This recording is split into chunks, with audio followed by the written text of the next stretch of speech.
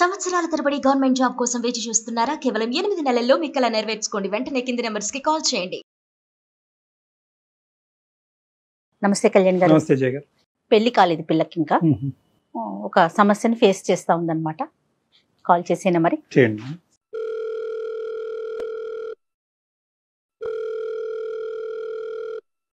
Hello hello, Bhuvaneswari గారండి? అవునండి, మీరెవరు? నేను జయానండి, అందమైన జీవితం ప్రోగ్రామ్ నుంచి కాల్ చేస్తున్నాను. మేడం చెప్పండి మేడం. భువనేశ్వరి బాగున్నారమ్మా? బాగున్నాను మేడం, Right. మీరెలా ఉన్నారు? బాగున్నానమ్మా. నాతో పాటు డాక్టర్ కళ్యాణ్ చక్రవర్తి గారు కూడా ఉన్నారు. సార్ నమస్తే సార్. భువనేశ్వరి నమస్తే అమ్మా. నువ్వు అదృష్టవంతురాలు, ఎందుకంటే మాకు దగ్గర 3000 ఈమెయిల్స్ వచ్చినాయి. ఆ ఈమెయిల్స్ లో నీది సెలెక్ట్ చేయడం ఎగ్జాక్ట్లీ జరిగింది. అండి, ఎగ్జాక్ట్లీ. అసలు ఇంత తొందరగా మీరు కాల్ చేస్తారని కూడా నేను అనుకోలేదు. చెప్పు నాన్న. ఎంత వయసు ఎంత మీది? Sir 26 sir. క్వాలిఫికేషన్స్ అమ్మా, చదువుకుంటున్నారా? బీటెక్ అయిపోయింది సార్, ఐటీలో జాబ్ చేస్తున్నానండి. ప్రజెంట్ ఎక్కడున్నారమ్మా? Present Secunderabad sir. ఇప్పుడు సమస్య ఏంటమ్మా? ఎవరిది, నీదేనా? నాదే సార్. ఏ విషయంలో? సార్ ఒక చిన్న ఇబ్బంది వచ్చి పడింది. నేను కాలేజ్ లో ఉన్నప్పుడు ఒక అబ్బాయితో రిలేషన్షిప్ లో ఉన్నాను. ఓకే. 1.5 2 years మా లవ్ జర్నీ అయితే నడిచిందండి. తన బెస్ట్ ఫ్రెండ్ కూడా మాతో పాటు కూడా ఉండేవాళ్ళు. అంటే పరిచయం అయిన తర్వాత తన ఫ్రెండ్స్ అందరు నా ఫ్రెండ్స్ అవ్వడం, నా ఫ్రెండ్స్ అందరు తన ఫ్రెండ్స్ అవ్వడం, అలాగా మేము ముగ్గురం కలిసి తిరిగే వాళ్ళం. అదేలే. ఈ జర్నీలో ఒక 2 years తర్వాత నాకెందుకో తనతో వర్కౌట్ కాదు అనిపించిందండి. బాయ్ ఫ్రెండ్ తోటి నాకు 2 years రిలేషన్షిప్ తర్వాత లాంగ్ టర్మ్ తనతో జీవితాంతం నేను జీవితం పంచుకోలేను అని అనిపించి నేను బ్రేకప్ చెప్పేశాను. దీనికి బలమైన కారణాలు ఏమైనా ఉన్నాయా అండి భువనేశ్వరి? ఉన్నాయి మేడం. ఏంటండి? తను ముందు నాకు అప్రోచ్ అయినప్పుడు, నన్ను ప్రపోజ్ చేసినప్పుడు ఎలా ఉన్నాడో, ఎలా ఉన్నానని నాకు చూపించాడో అది తను కాదు నిజానికి. తన నిజ స్వరూపం ఏంటి అని అన్నది ఈ 2 ఏళ్ళు నేను తనతో ట్రావెల్ చేసిన జర్నీలో నాకు అతను ఏంటి అని అన్నది అర్థమైంది. నా స్వభావానికి చాలా ఆపోజిట్ అండి. We're like opposite poles. మాకు అసలు ఆపోజిట్ పోల్స్ అని తెలియటానికి నీకు 2 years టైం పట్టిందమ్మా? ఆ జర్నీలో మెల్లమెల్లగా తెలిసి వచ్చింది సార్. తెలిసింది ఏంటో ఆపోజిట్ పోల్స్ తెలుసుకోవచ్చా? ఫర్ ఎగ్జాంపుల్ ఏదన్నా సార్, అతను అంటే మామూలుగా ముందు చాలా ఫ్రెండ్లీగా జోవియల్ గా ఉన్నట్టు కనిపించేవాడు. కానీ పైకి అలా కనిపిస్తాడు, కానీ నిజానికి తనది కాదు సార్. చాలా పొసెసివ్ అండ్ సంకుచిత స్వభావం, చాలా నారో మైండెడ్ అబ్బాయి.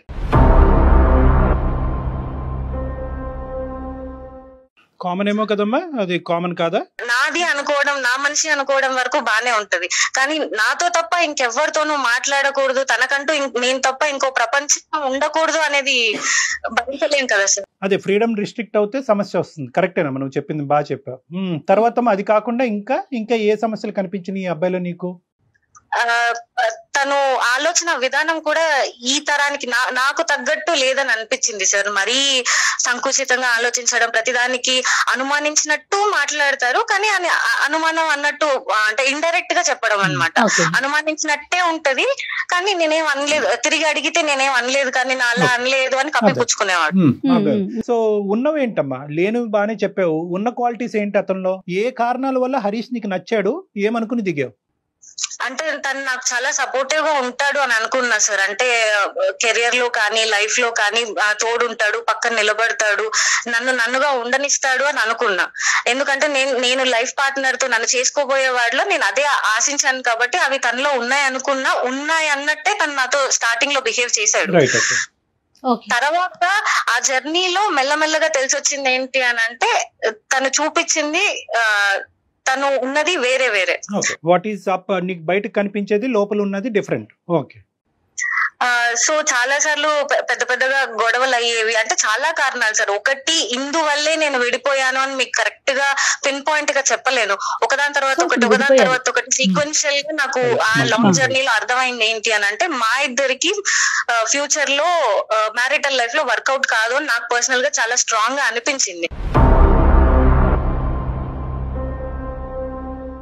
అనిపించిన తర్వాత నేను తనకు ఒక 5 days నేను చెప్పేశాను. సో నాకు పర్సనల్ గా ఇలా అనిపిస్తుంది, నేను నీతో కంఫర్టబుల్ గా లేను, మనం ముందు కొనసాగలేము ఒక రిలేషన్షిప్ లో అని చెప్పి బ్రేకప్ చెప్పేశాను. చెప్పేసావు, అతను స్వీకరించాడు కూడా? చెప్పాను సార్, నా సైడ్ నుంచి నేను బ్రేకప్ చెప్పాను, కానీ అది తను తీసుకోలేదు. మళ్ళీ రిపీటెడ్ గా కాల్స్ చేయడం, కాంటాక్ట్ చేయడానికి ట్రై చేయడం, ఏదోలాగా అప్రోచ్ అవ్వడానికి ట్రై చేస్తున్నాడు. నేను అవాయిడ్ చేస్తూనే ఉన్నా. ఓకే. ఈ ప్రాసెస్ లో తన బెస్ట్ ఫ్రెండ్, ముందు చెప్పాం కదా సార్ మేము ముగ్గురం ఉండేవాళ్ళం బెస్ట్ ఫ్రెండ్స్ అని, తన నిశాంత్ అని ఇంకొక అబ్బాయి తన క్లోజ్ ఫ్రెండ్ అన్నమాట. తన క్లోజ్ ఫ్రెండా మీ క్లాస్మేట్ కూడానా? మా క్లాస్మేట్ అండ్ వాళ్ళిద్దరు నాకంటే ముందు నుంచి, నేను వాళ్ళకు పరిచయం అవ్వక ముందు నుంచి వాళ్ళిద్దరు క్లోజ్ ఫ్రెండ్స్. రైట్, ఓకే అమ్మా. ఈ మా 2 years జర్నీలో మొత్తం తను ఉన్నాడు. చాలా ప్లేసెస్ కి కలిసి వెళ్లే వాళ్ళం, సినిమాలకి, లంచ్ లకి, బయటకి ఎక్కడికైనా వెళ్ళినా ముగ్గురం వెళ్లే వాళ్ళం. ఈ అబ్బాయి ఆ అబ్బాయి కాదమ్మా, ఈ అబ్బాయి పేరేంటి చెప్పండి? హరీష్ బెస్ట్ ఫ్రెండ్ నిశాంత్ అండి. నిశాంత్. ఓకే రైట్, చెప్పు తల్లి చెప్పు. హరీష్, నిశాంత్, నేను కలిసి తిరిగే వాళ్ళం, అంతా అప్పుడు బానే ఉండేది. తర్వాత నేను ఎప్పుడైతే ఈ అబ్బాయికి మా ఇద్దరి మధ్యలో డిస్టర్బెన్సెస్ వచ్చి నేను ఇలా బ్రేకప్ చెప్పాను అని నిశాంత్ కి తెలిసిందో, తను మెల్లగా అప్పుడప్పుడు ఫోన్ చేసేవాడు, ఎలా ఉన్నావు ఏంటి, మామూలుగా మాట్లాడుకుంటూ ఉంటాం కదా ఫ్రెండ్స్ అన్నప్పుడు, బాగోగులు మాట్లాడుకోవడం. ఇలా అన్నప్పుడు నేను చెప్పాను, ఇలాగా నాకు తనతో కనెక్ట్ అవ్వలేను అని అనిపించింది, సో నేను ఇలా బ్రేకప్ చెప్పాను అని చెప్పాను. ఆ విషయం తనకు తెలిసిన తర్వాత కొన్ని రోజులు టైం తీసుకొని నిశాంత్ నాకు తిరిగి ప్రపోజ్ చేశాడు.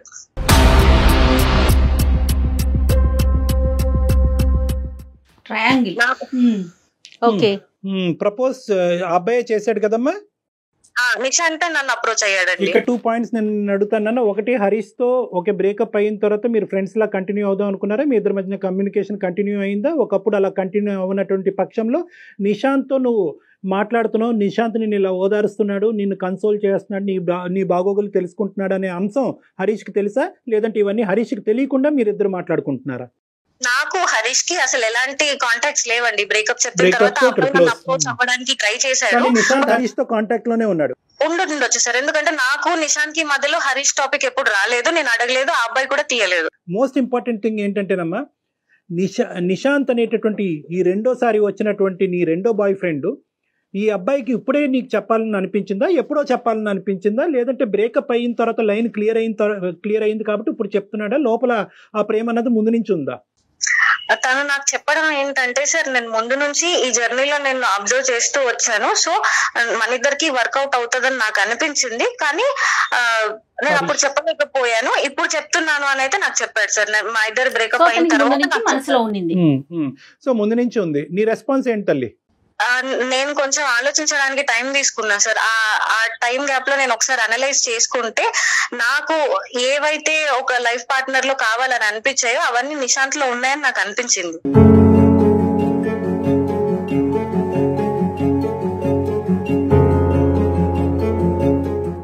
హరీష్ తో నీ బ్రేకప్ కి నిశాంత్ మళ్ళీ నిన్ను ప్రపోజ్ చేయడానికి మధ్యలో టైం గ్యాప్ ఎంత ఉందమ్మా? హార్డ్లీ 1-2 months ఉంది సార్. సో నువ్వు కంప్లీట్ గా ఈజీగా వైపౌట్ చేసావమ్మా హరీష్ ని? బ్రేకప్ అయింది, నచ్చలేదు, అతని యొక్క ప్రవర్తన నీకు నచ్చలేదు కాబట్టి తీసేయాలనుకున్నా తీసేసావు. ఆ 2 years పాటు ఉండేటటువంటి జ్ఞాపకాలు ఏవి కూడా నీ లోపల ఒక బాధని, ఒక డిప్రెషన్ ని కలిగించలేదా? లేదు సార్.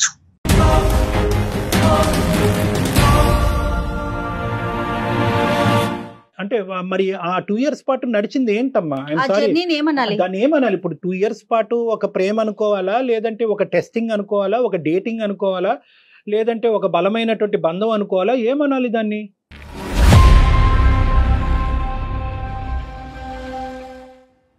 సార్ మీరు అన్నట్టు డిప్రెషన్ లోకి వెళ్ళాలి అని అంటే వదులుకొని బతకలేనంత ఎమోషనల్ కనెక్ట్ ఉండాలి సార్. ఆ 2 years లో అబ్బాయి సైడ్ నుంచి నాకు ఎప్పుడు అది కలగలేదు. ప్రతి స్టెప్ లోను, ప్రతి ఇన్సిడెంట్ లోను నాకు చాలా ఇబ్బంది అనిపించేది. తన ప్రవర్తన కానీ, తన మనస్తత్వం కానీ నాకు చాలా ఇబ్బంది అనిపించేది. కానీ నేను కాంప్రమైజ్ అవుతూ దాన్ని డైజెస్ట్ చేసుకుంటూ ముందుకు వచ్చాను. ఒక పాయింట్ కి వచ్చిన తర్వాత నేను దాన్ని తీసుకోలేకపోయాను. సో బ్రేకప్ అనేది నీకు రిలీఫ్ అనుకోవచ్చు సార్. నేను భరించలేను. నేను తనతో కలిసి ముందుకు నేను అడుగు వేయలేను అని అనిపించినప్పుడు నేను తనకు వద్దు, మనకు సెట్ అవ్వదు అని చెప్పేశాను. రైట్, అర్థమైందన్న. ఒకటైతే క్లియర్ కదమ్మా, నిశాంత్కి మీ ఇద్దరు పరిచయం అయినప్పటి నుంచి, అంటే ఒక బెస్ట్ ఫ్రెండ్గా పరిచయం అయినప్పటి నుంచి నిశాంత్కి నీ మీద ఫీలింగ్స్ ఉన్నాయి. ఎటొచ్చి హరీష్ మధ్యలో ఉన్నాడు కాబట్టి అతని మనసులో ఉన్న భావాన్ని నీకు చెప్పలేదు. నీకైతే మాత్రం నిశాంత్ మీద ఎప్పుడూ ఫీలింగ్స్ లేవు. ఇప్పుడైతే మాత్రం నిశాంత్ నుంచి ఈ ప్రపోజల్ వచ్చాక నువ్వు కూడా అది కన్సిడర్ చేయడానికి ఇష్టపడుతున్నావు. అంతే sir. So Harish is completely out of the picture. లేదు సార్. ఇంకొక భయంకరమైనటువంటి అంశము, భయపెట్టే అంశం ఏంటంటే హరీష్ నిశాంత్ టచ్ లో ఉన్నారా లేదా అనేది నీకు ఇంకా తెలియదు కదా. ఫస్ట్ అది కనుక్కోవాలి కదమ్మా.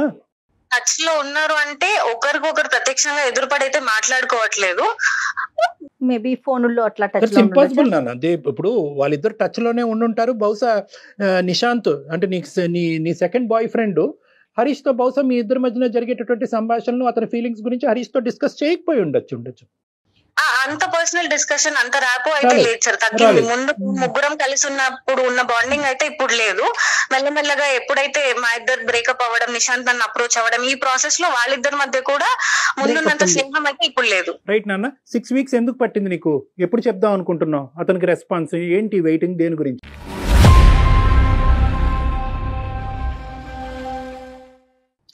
సార్ ఆ గ్యాప్ ఎందుకు వచ్చింది అని అంటే నేను చాలా రెస్ట్లెస్ అయిపోయాను సార్. విసిగిపోయాను వీటన్నిటితోటి. ఆయన వచ్చాడు, ప్రేమ అన్నాడు, జర్నీ చేసాం, ఇదంతా అయింది. మళ్ళీ ఈయన వచ్చాడు, వీళ్ళిద్దరు బెస్ట్ ఫ్రెండ్స్. ఈ సిచ్యువేషన్ నాకు కరెక్ట్ గా అదే టైంలోనే నిహారిక ఇన్సిడెంట్ ఒకటి జరిగింది. వాళ్ళది కూడా సేమ్ అలాగే ట్రయాంగిల్ లవ్ స్టోరీ. అండ్ అసలు ఆ దారుణం ఏంటి సార్, టీవీలో చూస్తేనే నాకు కాళ్ళు చేతులు వణికిపోతున్నాయి సార్. ప్రేమిస్తే రీసెంట్ గా జరిగిన ఇష్యూ అండి. చెప్తున్నాను, చెప్పు. హరికృష్ణ, అబ్బాయి పేరు నవీన్, హరిహర కృష్ణ, నవీన్ అండ్ నిహారిక. నిహారిక సార్. అసలు ఏంటి సార్ ఆ దారుణం? తన ఫ్రెండ్ ని లవ్ చేసినంత మాత్రం చంపేస్తారా సార్? చంపేసినంత పెద్ద తప్ప సార్ అది? ఎంతమంది ప్రేమించిన వాళ్ళు విడిపోవట్లేదు, ఎంతమంది వేరే వాళ్ళు పెళ్లిళ్ళు చేసుకుని హాయిగా ఉండట్లేదు.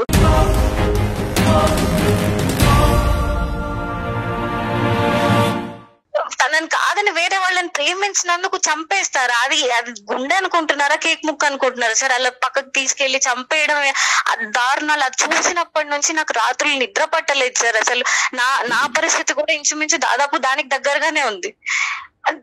ఇది ఇలాంటి భయంకరమైన పరిణామాలు వస్తాయేమో. అసలు అందులో నా తప్పు ఎంత ఉంది? నేనేమన్నా తప్పు చేస్తున్నానా? నేను ఇప్పుడు ఈ అబ్బాయికి ఓకే చెప్తే అలాంటి పరిణామాలు ఏమన్నా నేను చూడాల్సి వస్తుందా? అసలు నాకేం అర్థం కావట్లేదు సార్. నీ ఇష్యూకి వస్తే అమ్మా, కమింగ్ టు యువర్ పాయింట్, నీకు నిద్ర పట్టట్లేదు, చేతులు కాళ్ళు వణికిపోతున్నాయి, భయం వేస్తుంది అని అంటున్నావు. ఇప్పుడు నీకు ఒక స్ట్రైట్ ఫార్వర్డ్ క్వశ్చన్ నిన్ను అడుగుతా. ఎందుకు భయపడుతున్నావు నువ్వు? ఏ కారణం చేత భయపడుతున్నావు? నాకు హరీష్ గురించి తెలుసు సార్, ఆ అబ్బాయి మనస్తత్వం తెలుసు. ఇతను వెళ్ళి నిశాంత్ ఏమైనా చేస్తాడా, లేకపోతే వాళ్ళిద్దరూ కొట్టుకొని ఒకరికొకరు ఏమైనా చేసుకుంటారా అని చాలా భయపడుతున్నాను సార్ నేను. అతను ఎంత మొండివాడంటే, ఎంత పొసెసివ్ నేచర్ అని అంటే, ఎప్పుడు తనదే నెగ్గాలి, తన పాయింట్ ఆఫ్ వ్యూవే కరెక్ట్, తనకే దక్కాలి అన్న ఒక ఇది ఉంటది సార్ ఆ అబ్బాయికి. సో ఆ కోపంలో ఈ గ్యాప్ లో నేను చెప్పాను కదా సార్ మీకు, నేను బ్రేకప్ చెప్పిన తర్వాత రిపీటెడ్ గా కాల్స్ చేస్తున్నాడు, కనెక్ట్ అవ్వడానికి ట్రై చేస్తున్నాడు అని. అందులో ఎక్కడ నాకు ప్రేమ కనిపించలేదు సార్. మొండి, నాకు దక్కాలి, నన్ను ఎందుకు వదిలేసి వెళ్ళిపోతున్నావు అన్న మొండి పట్టుదలే కనిపించింది, కానీ ప్రేమతో సాధించుకుందాం అన్న మనస్తత్వం కాదు సార్. అది ఉంటే అసలు నేను బ్రేకప్ చేసుకోకపోయేదాన్ని. ఒక 2 years పాటు జరిగినటువంటి జర్నీ ఒక మీనింగ్లెస్ జర్నీగా మారిపోయినప్పుడు, రెండో వచ్చినటువంటి అబ్బాయి ఈరోజు నువ్వు ప్రపోజ్ చేస్తే నువ్వేం చేయాలి? వాడికి ఒక దండం పెట్టాలి. First of all, most important. బాబు, నీకు 10% కాదు 100% ఫీలింగ్స్ ఉండి హరీష్ కంటే 100 రెట్లు ఎక్కువైనా ప్రేమించదు, నో ప్రాబ్లము. కానీ ఈరోజు నేను మానసికంగా I'm not in a stable position. ఈరోజు ఇప్పటి వరకు నాకు జరిగినటువంటి ప్రయాణం, అది ప్రేమ, ఇన్ఫాక్చువేషనా, డేటింగా ఏంటో నేను డిఫైన్ చేయలేకపోతున్నాను. ఆ మనిషి నుంచి విముక్తి పొంది ఇప్పుడే సేద తిరిగి నా చదువు మీద, నా ఉద్యోగం మీద కాన్సన్ట్రేట్ చేసేటటువంటి టైంలో ఇప్పుడు నువ్వు ఇంకో ప్రపోజల్ తీసుకొచ్చావు, ఈ భారాన్ని నేను ఇప్పుడు అప్పుడే మోయలేను, కాస్త వెనక్కి తగ్గు, కొద్దిగా సమయం ఇవ్వు అని చెప్పి అడగాలి మీరు. ఎందుకంటే కనుక ఈరోజు ఇది రీప్లేస్మెంట్ స్ట్రాటజీ అంటారమ్మా. చాలా మంది ఆడపిల్లలు ఇక్కడే ఉచ్చులో చిక్కుంటారు. ఒక బ్రేకప్ అయిన తర్వాత ఒక డిప్రెషన్లోకి వెళ్తారు. ఆ డిప్రెషన్ తట్టుకోలేరు, ఆ వ్యాక్యూమ్ని తట్టుకోలేరు, ఆ లేనితనాన్ని తట్టుకోలేక ఏంటంటే ఇంకో సైడ్ నుంచి ఎవరన్నా ఒక నాదుడు వచ్చి కూర్చుని ఏంటి నీ కష్టం ఏంటి, నీ బాధ ఏంటి నాకు చెప్పు అనేటప్పటికి వాడు వెనకతల చూడరు, వాడు ముందు చూడరు, వాడి చరిత్ర చూడరు, ఆ గతం చూడరు, మొదట చేసినటువంటి తప్పే మళ్ళీ చేసి అబ్బా నన్ను ఎంత బాగా వింటున్నాడో, నాకు ఇంత మంచిగా వినేటటువంటి వ్యక్తి నాకు కనిపించట్లేదని మళ్ళీ కనెక్ట్ అయిపోయి అక్కడ ప్రపోజ్ చేయగానే 10 రోజుల్లోనే చెప్తారు. బహుశా ఈ సంఘటన దృష్ట్యా, థ్యాంక్స్ టు దిస్ సంఘటన, అన్ఫార్చునేట్ సంఘటన, నువ్వేంటంటే కొద్దిగా బ్రేక్స్ వేసుకున్నావు, ఒక 6 వారాల పాటు బ్రేక్ వేసావు. అది ఆ ఇన్సిడెంట్ వల్ల అందునుంచి థ్యాంక్స్ టు దిస్ ఇన్సిడెంట్ అని నేను ఎందుకు అంటున్నానంటే, ఈ దురదృష్టకరమైనటువంటి ఇన్సిడెంట్ బహుశా లేకపోతే కనుక నువ్వు కూడా ఎస్ అని చెప్పుండేదాను కదమ్మా. సార్ కానీ మీరు అన్నట్టు ముక్కు మొహం తెలియని వ్యక్తి అయితే కాదు కదా సార్. కొన్ని ఏళ్ల పాటు మేము ఫ్రెండ్స్ లా ఉన్నాం, ఒక జర్నీ ఫ్రెండ్షిప్ నడిచింది మా మధ్యలో. ఎక్కడో సడన్ గా నేను డిప్రెషన్ లో ఉన్నప్పుడు ఒక అతను వచ్చి నీ కష్టాలు నాకు చెప్పు. చాలా మంచి పాయింట్. ఈ అబ్బాయి నీ మొదట ఉండేటటువంటి హరీష్ తో నువ్వు కాంటాక్ట్ లో ఉండి మీ ఇద్దరు ప్రేమించుకుంటున్నంత కాలం ఎక్కడ కూడా ఏ మూలన ఏ కోసాన కూడా 0.5% కూడా నేను నిశాంత్ నా పార్ట్నర్ అవుతాడు రానున్న రోజుల్లో నువ్వు ఎప్పుడు అనుకోలే? లేదు సార్, అతనితో కంటిన్యూ అవుతున్నప్పుడు కూడా ఇతనితో నాకు ఫీలింగ్స్ ఉన్నాయి, వీడితో పోల్చుకుంటే వాడు చాలా బాగున్నాడు అనేటటువంటి ఫీలింగ్ నాకు కలిగిందంటే అది డిఫరెంట్ స్టోరీ. లేదు సార్, ఎప్పుడూ లేదు సార్. సో దాని అర్థం ఏంటంటే కనుక ఇక్కడ ఒక బ్రేకప్ తర్వాత ఒక మేకప్ అయింది.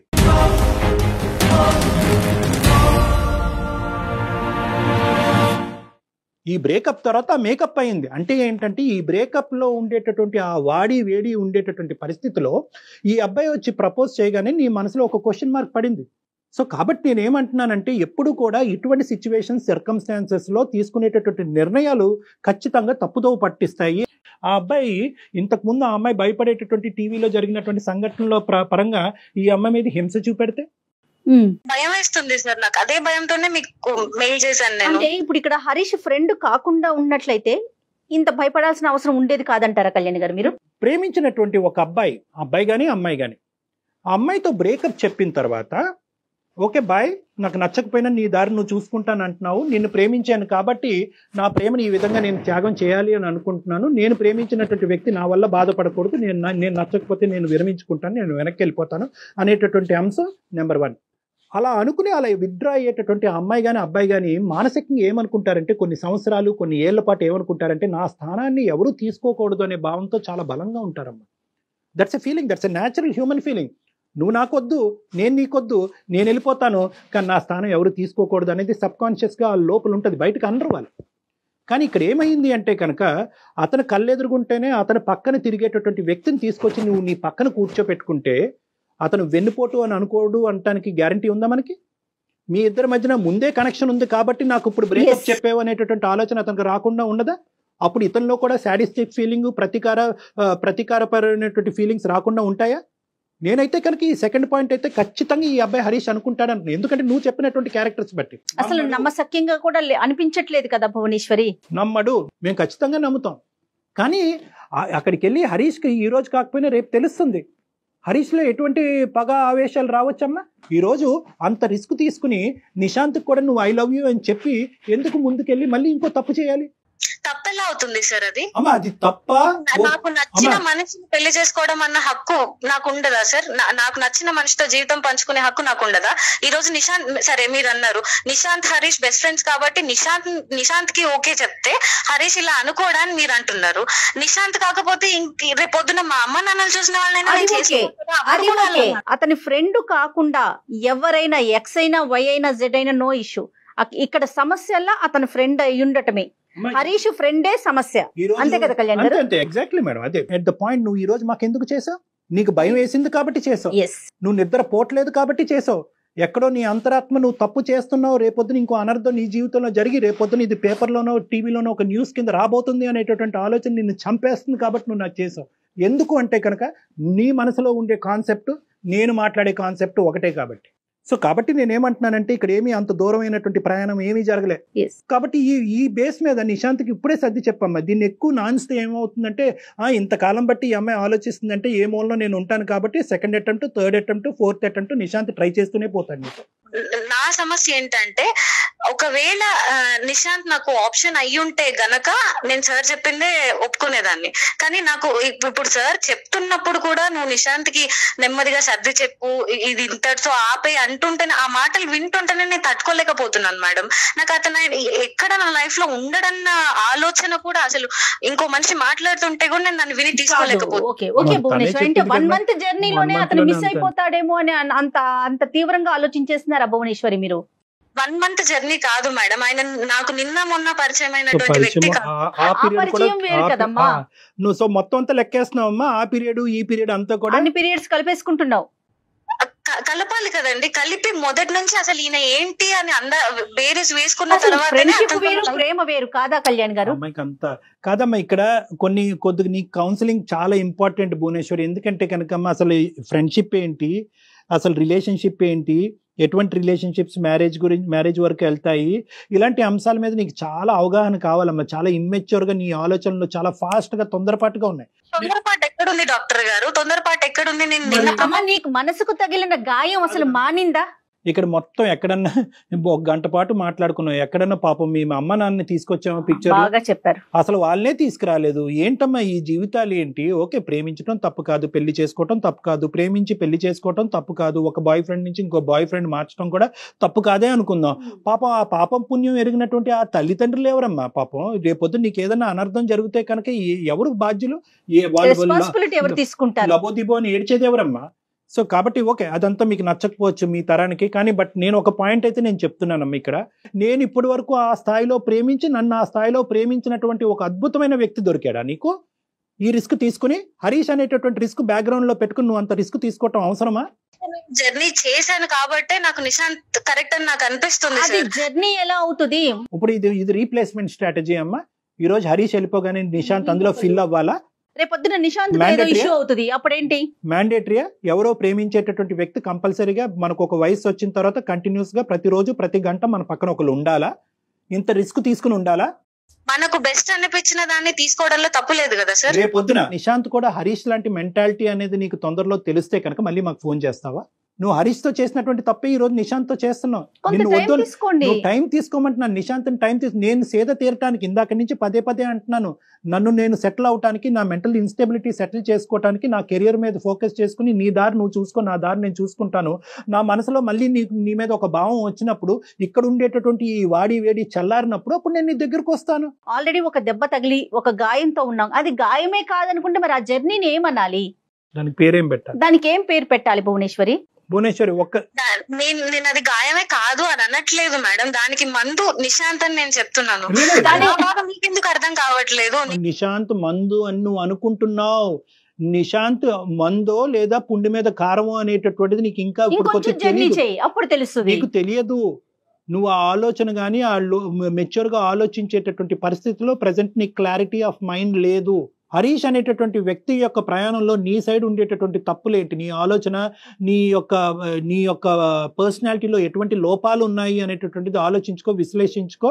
రానున్న రోజుల్లో అటువంటి తప్పు నీ ద్వారా జరగకూడదు అంటే కనుక ఏ విధంగా నిన్ను మార్చుకుంటావు అన్నది ఆలోచించుకుని కొంత టైం తీసుకో. వచ్చిన ప్రాబ్లం ఏది నాకు ఇప్పటిదాకా నిశాంత్ లో రాలేదు సార్. నా సైడ్ నుంచి తనకు ప్రాబ్లం లేదు, తన సైడ్ నుంచి నాకు ప్రాబ్లం లేదు. ఇప్పుడు ఇద్దరికి ఓకే అయినప్పుడు మేము హరీష్ ని దృష్టిలో పెట్టుకొని మేమెందుకు కలిసి జర్నీ చేయడం ఆపుకోవాలి? But it is coming with risk అమ్మా. నిజంగా నువ్వు ఆ రిస్క్ తీసుకోవడానికి రెడీగా ఉంటే గో హెడ్. మేమెవరు నిన్ను ఆపటానికి? నిశాంత్ నేను ఎంత ఇబ్బంది పడుతున్నా, మా ఫ్యూచర్ ఎంత రిస్క్ లో ఉందని ఎందుకు ఆలోచించలేకపోతున్నారు మేడం? అసలు మీ ఇద్దరి మధ్యన ఏం జరిగిందనమ్మా మీరు అది రిస్క్ అనుకోవటానికి? ఏంటమ్మా అంత బంధం ఏం ఏర్పడింది? నిశాంత్ నన్ను అప్రోచ్ అవ్వడం, నేను మళ్ళీ వెనక్కి వెళ్ళి డే 1 నుంచి తనతో పరిచయం ఏర్పడ్డ దగ్గర నుంచి మా జర్నీ ఒకసారి ఆలోచించుకుంటే నాకు అర్థమైంది మేడం. నాకు కరెక్ట్ హరీష్ కాదు, నాకు కరెక్ట్, నాకు నిశాంతే కరెక్ట్ అని నాకు అర్థమైపోయింది.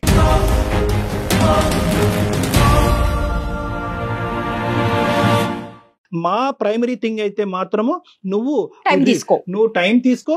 నిశాంత్కి ఇప్పటికిప్పటికే రీప్రపోజల్ చేసి నువ్వంటే నాకు ఇష్టం అని చెప్పొద్దు. మోస్ట్ ఇంపార్టెంట్ ఏంటంటే ఈ మొత్తం అంశంలో హరీష్ని మాత్రం కప్పేయద్దు. హరీష్కి ఇండైరెక్ట్ గా తెలిస్తే కనుక పరిస్థితి ఇంకో విధంగా ఉండొచ్చు. కాబట్టి ఇండైరెక్ట్ గా తెలిసే ముందు డైరెక్ట్ గానే చెప్పడం బెటరు.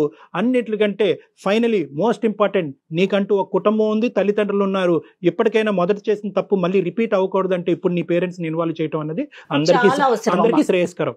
ఇదే భాష ఏదైతే మాతో మాట్లాడేవో నిశాంత్ కరెక్ట్, నిశాంత్ సూపర్, నిశాంత్కి మించినటువంటి మనిషి లేదు అనేటటువంటి అంశాలు ఏవైతే చెప్పావో అవే మీ తల్లిదండ్రుల దగ్గర రిపీట్ చేయి.